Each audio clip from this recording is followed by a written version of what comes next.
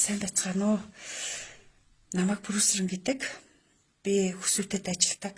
Та бүхний зарим нь бол мэдж байгаа хаа. За би 19-ний орой 1-р төрхөөс их хүүхд хоёрыг шилжүүлж тээвэрлэж авч явсан. Шилжүүлж тээвэрлэж авах журам гэж байдаг.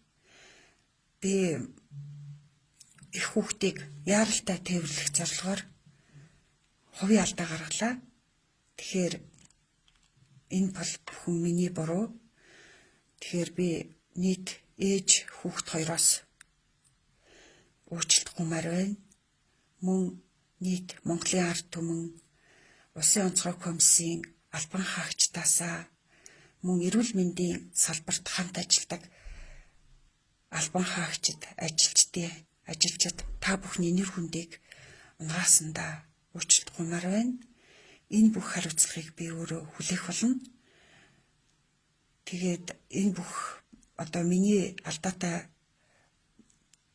байдлаас болоод нийгэмд ийм бухимдал үүссэнд харамсаж байна.